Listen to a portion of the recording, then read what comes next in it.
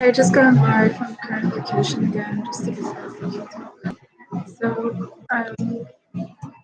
some cultures practice called shunning, and we, um, for our firm, our marriage or relationship in our firm, and staying progressive, understanding that we can't completely understand what people's lives have been, and we don't try to control people's behavior is the best way to describe that. As far as like team building, we really kind of started to discuss a certain with our brother Howard when we were discussing the cafe venture and employment eligibility and standards and criteria.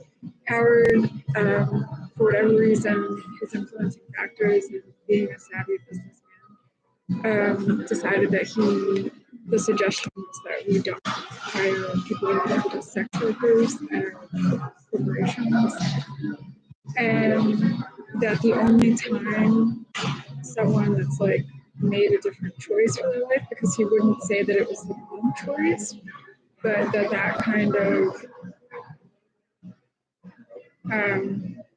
network could be high risk for whatever reasons, mainly associated with what topics are considered controversial and taboo. So me and my husband are in like a very, very rare category of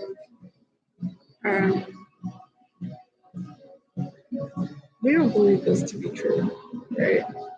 Monogamy, we were married since conception, basically. And Pierce had mentioned something, and that doesn't apply to us. But we were meant to be married. And not everybody meets their life partner the way that we grew together, if that's the right way to say that. And when our brothers began to learn, we know that fundamentally this is really tough. But some people have sex disorders, and we just very much like when we see people enjoying the music, I think that's incredible, to be honest. And we're happy that people find spaces to resonate collectively and individually and to have their moment to be seen amongst their peer group, to pose for photos, and everyone deserves to have that kind of experience, and we don't need to judge, and we don't even need to be invited. So we stay away from hindering people's thriving and autonomy and anonymity and executive function. So we don't try to oppress people at all. So we believe that these people that go to these concerts work. They're usually like a certain kind of caliber of people. They're usually Ivy Leaguers, and they are just different. And the reason we mention that is because they contribute to society. So there's a different kind of, there's no perversion, is what we hope that people understand. But as far as fundamentally like our standards and our boundaries and what's entertainment and what's not entertainment and how we're contributing to sustainable standards,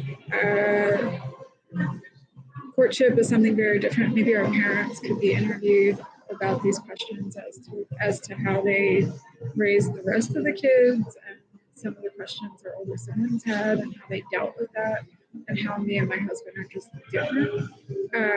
We might be different because we had a different kind of preparedness and support in addition to what makes us genetically just a little bit different. But we know that our siblings have meaningful relationships and that they don't take their relationships for granted. Sometimes it's very tough to learn what getting to meeting each other meant, and that's a lot to kind of grieve and sacrifice.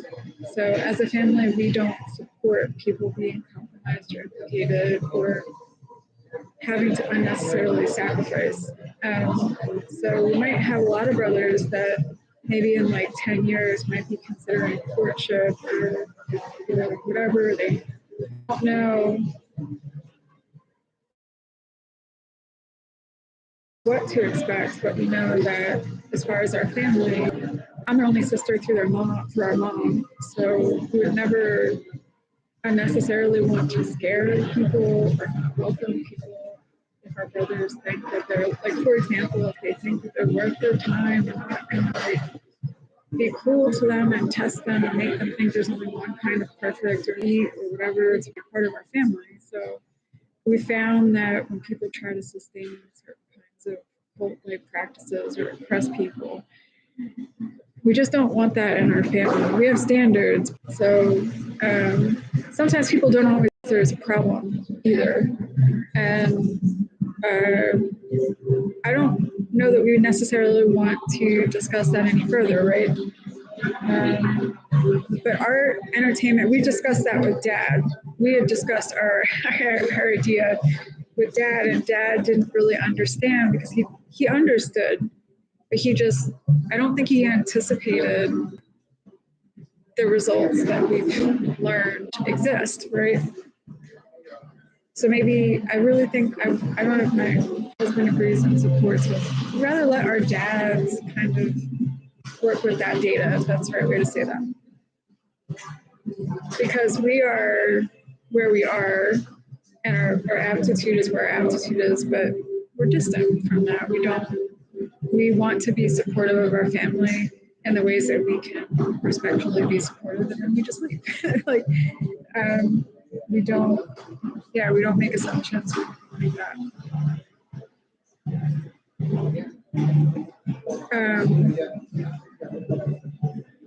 There's a phenomenon associated with trying to force someone to keep secret. It can really fundamentally cause duress.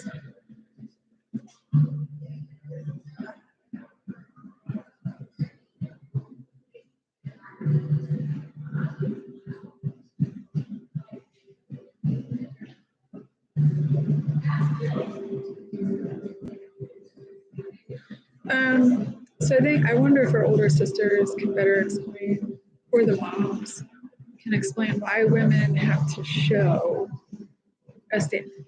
They get to a certain place where they understand their self-respect and they have to know that they're the best, if that's the best way to say that. And there has to be space for that. And that space is not always dependent on other people. And